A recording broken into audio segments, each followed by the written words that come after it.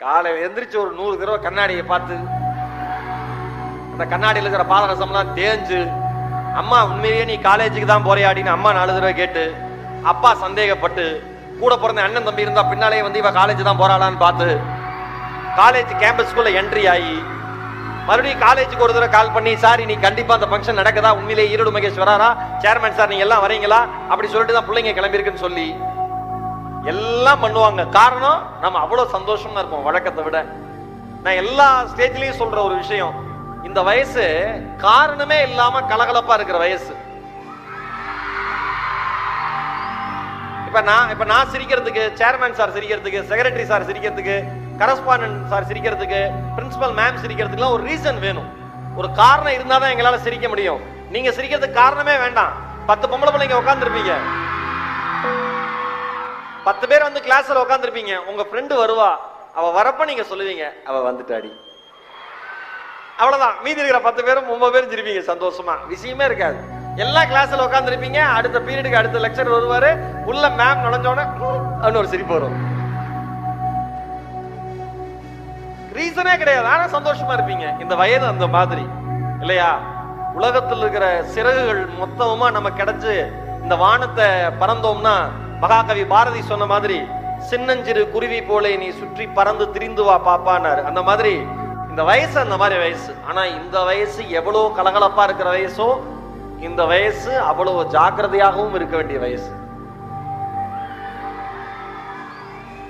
கரெக்டா? நீங்க பாக்குற சினிமா, நீங்க பாக்குற டிவி, நீங்க பாக்குற ப்ரோக்ராம், நீங்க பாக்குற படம் எல்லாமே பாக்குறதுக்கு மட்டும் நல்லா இருக்கும், அதை ஃபாலோ பண்ணக்கூடாது. ஓகேவா? நீ காலேஜ் கல்ச்சுரல்ஸ் ஒரு பாட்டுக்கு டான்ஸ் ஆடுறீங்க, ஜாலியா இருக்கலாம், தப்பே கிடையாது. ஆனா வாழ்க்கையின் மேல கொஞ்சம்ங்கிறத விட இன்னும் கொஞ்சம் அதிகமாவே சீரியஸா இருக்கணும். இந்த தருமபுரி, கிருஷ்ணகிரி இந்த பகுதிகள்லாம் இந்த மாவட்டத்தில் பிறந்து வளர்ந்த பெண்களுக்கு நல்லாவே தெரியும். உங்க தலைமுறையிலே நீங்க படிக்க வரீங்க அப்படிங்கிறதே மிகப்பெரிய சாதனை, மறந்துடாதீங்க. உங்களுக்கு முன்பு இருந்த தலைமுறை இப்படி கிடையாது. கரெக்டா? அதிகபட்சம் பள்ளி படிப்போட முடிச்சிருப்பாங்க. நிறைய பேர் பள்ளி படிப்புல 10வது வரைக்கும் படிச்சிருப்பாங்க. ரொம்ப சிலர் தான் 11வது 12வது தேர்ச்சி ஆயிருப்பாங்க. 12ஆம் வகுப்பு தேர்ச்சியாகி முடிச்ச அடுத்த நிமிஷமே திருமணம் என்பது இந்த பகுதிகளுடைய எழுதப்படாத விதி, வழக்கு, அது நடந்தே தீரும். இப்பதான் கொஞ்சம் கொஞ்சமா மாறி மாறி மாறி மாறி மெல்ல மெல்ல கல்வி நிலையங்களுக்குள் மேல்நிலை கல்விக்கு, உயர்கல்விக்கு, கல்லூரி படிப்புக்கு வருகிற காலகட்டம் வந்திருக்கீங்க நீங்க எல்லாருமே.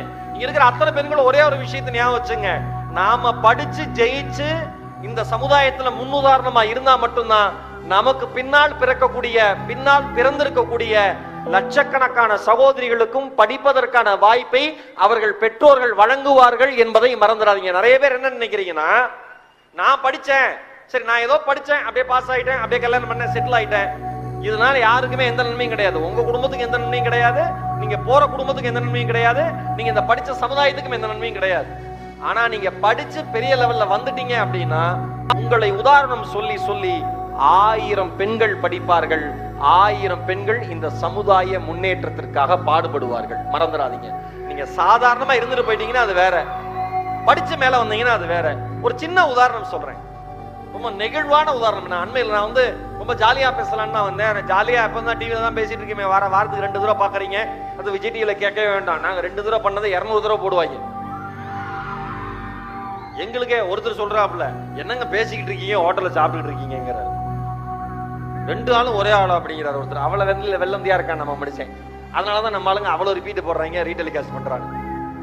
ரொம்ப நெகிழ்வான ஒரு விஷயம் அண்மையில் நான் படிச்சேன். பஞ்சாப் மாநிலத்தில் வந்து ஜலந்தர்னு ஒரு மாவட்டம். அந்த மாவட்டத்துல ஒரு டீ கடை, அந்த நீதிமன்றம் மாவட்டம், அங்க ஒரு கோர்ட் இருக்கு, நீதிமன்றம் இருக்கு. அந்த நீதிமன்ற வளாகத்திலேயே ஒரு டீ கடை இருக்கு. சுரேந்தர் அப்படின்னு ஒருத்தர் வந்து டீ கடை வச்சிருக்காப்புல. புதுசா வந்து மாவட்ட நீதிபதி வந்திருக்காங்க, டீ கேட்கறாங்க அப்படின்னு சொல்லி அந்த நண்பர்கிட்ட சொல்றாங்க. அந்த சகோதரர்கிட்ட சொன்ன உடனே அவர் ரொம்ப ரொம்ப உற்சாகமாகி என்ன பண்றாரு, வழக்கமா எடுக்கிற டீ கிளாஸ் தான், அந்த டீ கிளாஸ ஒரு முறைக்கு 10 முறை கழுவுறாரு சந்தோஷமா. அதுக்கப்புறம் புதுசா டீ தூள் போடுறாரு, சுட சுட புதுசா பாலை காய்ச்சறாரு, ரொம்ப உற்சாகமா டீ எடுக்கிறாரு. அந்த அலுவலக உதவியாளர் நான் கொண்டு போய் வச்சிடறேன்னு சொல்றாரு. இல்ல இல்ல அவங்களுக்கு நான் தான் கொடுக்கணுங்கிறாரு. நேரா போறாரு கோர்ட் வளாகத்துக்குள்ள. ஸ்ருதி அப்படிங்கிற இளம் பெண் அந்த ஜலந்தர் மாவட்டத்தினுடைய நீதிபதியா பொறுப்பேற்று வந்திருக்கா. அந்த நீதிபதிக்கு கொண்டு போய் மேடம் இந்தாங்க மேடம் டீ அப்படின்னு காலை பொழுதுல டீ வைக்கிறாரு. அந்த டீ வச்சவரை பார்த்துட்டு, அந்த டீயை பார்த்துட்டு, டீ வச்சவரை பார்த்துட்டு ஓன்னு அழுதுட்டு அப்பான்னு சொல்லிட்டு அந்த பொண்ணு கட்டி பிடிச்சு அழுகுது. அப்பான்னு சொல்லி அந்த பொண்ணு கட்டி பிடிச்சு அழுகுது. எவ்வளவு ஒரு அற்புதமான சம்பவம் பாருங்களேன். ஸ்ருதி என்கிற இளம் பெண்ணுக்கு, அந்த பொண்ணு, அந்த பொம்பளை பிள்ளைக்கு, அந்த சின்ன பிள்ளைக்கு சின்ன வயசுல இருந்து நீதித்துறை சார்ந்த படிப்பு படிக்கணும்னு ஆசை, நீதிபதி ஆகணும்னு ஆசை. காலப்போங்கல குருநானக் பல்கலைக்கழகத்துல இளங்கலை பட்டம் படிக்கிறா, பஞ்சாப் பல்கலைக்கழகத்துல முதுநிலை பட்டம் படிக்கிறா, ஒரு ஆண்டு பயிற்சி எடுக்கிறா, சிவில் சர்வீஸ் எக்ஸாம் எழுதுறா, தேர்ச்சி பெறா. அவ நீதிபதியா போஸ்டிங் வருது. மறுபடியும் ஓராண்டு ட்ரைனிங்க்கு அப்புறம் எந்த மாவட்டத்துல பிறந்தாலும் அந்த மாவட்டத்துக்கே நீதிபதியா அப்பாயின்மெண்ட் பண்றாங்க. அந்த என்ன சிறப்புனா, எந்த கோர்ட் வளாகத்துல, எந்த நீதிமன்ற வளாகத்துல அவங்க அப்பா டீ கடை வச்சு நடத்துறாரோ அதே நீதிமன்றத்திற்கு அந்த பிள்ளை, அந்த பெண் பிள்ளை, அந்த குழந்தை, அந்த சகோதரி நீதிபதியாக செல்கிறார். அவங்க அப்பாட்ட போய் கேட்கிறாங்க, நீங்க வேலை பார்க்கிற கோர்ட்டுக்கே உங்க பொண்ணு நீதிபதியா வந்துருச்சு, சந்தோஷமானு அந்த தந்தை சொல்லுகிறார். ஒவ்வொரு முறையும் ஒவ்வொருவருக்கும் தேநீர் எடுத்து கொடுத்து விட்டு, இந்த துயரம் எப்பொழுது நிறைவடையும், என் மகள் எப்பொழுது படித்து இதே நீதிமன்றத்தில் அல்லது இதை போல ஒரு நீதிமன்றத்தில் வேலை செய்ய வருவாள் என்று காத்திருந்தேன். அவள் நீதிபதியாக வருவாள் என்று சத்தியமாக நான் நினைக்கவில்லைங்கிறார். ஸ்ருதிங்கிற அந்த பெண் அத்தனை தொலைக்காட்சிகளுக்கு முன் பேட்டி கொடுக்கிறா.